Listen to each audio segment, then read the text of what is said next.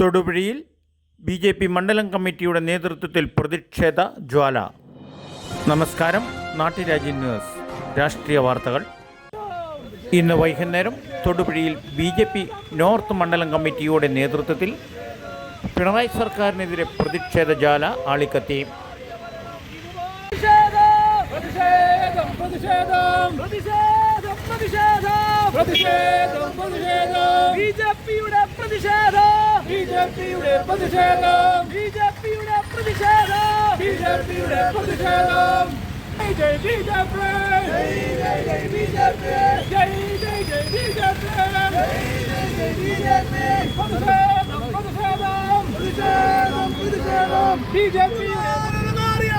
ഇതുപോലൊരു നാറിയ ഭരണം കേരള ജനത കണ്ടിട്ടില്ല.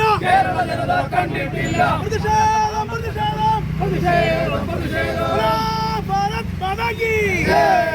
തൊടുപുഴ മണ്ഡലം കമ്മിറ്റിയുടെ ആഭിമുഖ്യത്തിൽ ഈ തൊടുപുഴയുടെ മണ്ണിൽ ഇത്തരത്തിൽ നടക്കുന്ന ഈ പ്രതിഷേധം നമുക്കറിയാം. കഴിഞ്ഞ 10 വർഷക്കാലമായി കേരളത്തിലെ സാധാരണക്കാരായ ജനങ്ങൾക്ക് നരകതുല്യമായ ജീവിതം, ഈ കാടത്ത ഭരണം അവസാനിപ്പിക്കുക എന്ന ലക്ഷ്യത്തോടെ ഭാരതീയ ജനതാ പാർട്ടിയുടെ സംസ്ഥാന കമ്മിറ്റി ഇന്ന് സംസ്ഥാന വ്യാപകമായി നടത്തുന്ന സമരത്തിന്റെ ഭാഗമാണ്. ഈ സമരം ഉദ്ഘാടനം ചെയ്ത് സംസാരിക്കാൻ ഭാരതീയ ജനതാ പാർട്ടിയുടെ സംസ്ഥാന സെക്രട്ടറി ശ്രീ അഡ്വക്കേറ്റ് നോബിൾ മാത്യു സാറിനെ ക്ഷണിച്ചുകൊണ്ട് നിർത്തുന്നു. നന്ദി, നമസ്കാരം.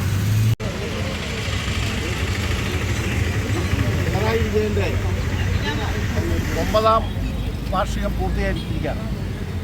അത് പിണറായി വിജയൻ ഭരണം 10ാം വർഷത്തിലേക്ക് കടക്കുന്നു. നിങ്ങൾ ഓർക്കുന്നുണ്ടാവും, കഴിഞ്ഞ തെരഞ്ഞെടുപ്പിൽ ഇവർ ഉയർത്തിയ മുദ്രാവാക്യം LDF വരും, എല്ലാം ശരിയാകും എന്ന് പറഞ്ഞുകൊണ്ടാണ് പിണറായി വിജയൻ വീണ്ടും അധികാരത്തിൽ വന്നത്.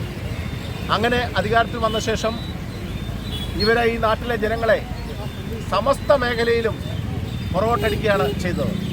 കഴിഞ്ഞ 9 വർഷത്തെ ഭരണം ഈ നാട്ടിനെ കൊള്ളയടിച്ചു എന്ന് മാത്രമല്ല, നമ്മുടെ നാട്ടിലെ ജനങ്ങളുടെ മാനാഭിമാനങ്ങൾ പണയം വെച്ചു എന്ന് മാത്രമല്ല, ഈ നാട്ടിലെ മൊത്തമായിട്ട് എഴുതി കൊടുക്കുന്ന പരിപാടിയാണ് ഇവർ ചെയ്യുന്നത്.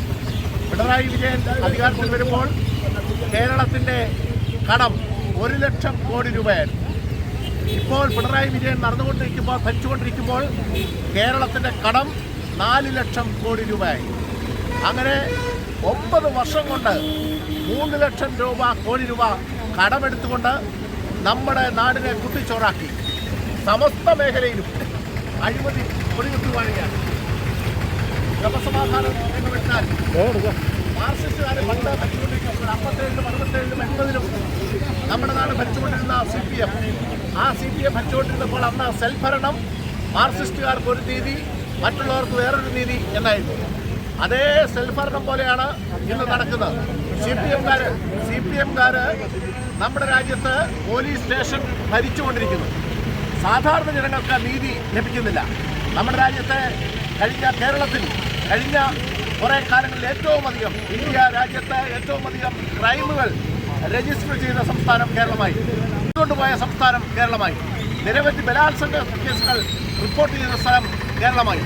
അങ്ങനെ അതുപോലെ ലഹരി, നമ്മുടെ നാട്ടിലെ ചെറുപ്പക്കാരെ ലഹരിക്ക് അടിമയാക്കി മാറിയിരിക്കുന്നു. വിദ്യാഭ്യാസ രംഗം ആകെ താറുമാറായിരിക്കുന്നു.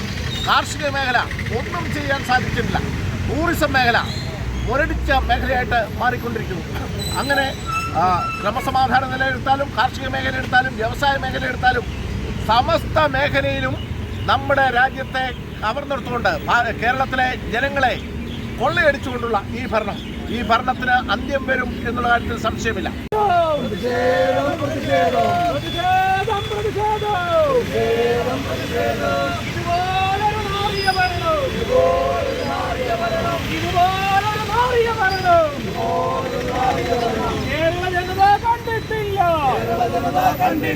കേരള ജനത കണ്ടിട്ടില്ല. നാട് ഭരിക്കാൻ അറിയില്ലെങ്കിൽ, നാറിയ ഭരണം മതിയാക്കോ.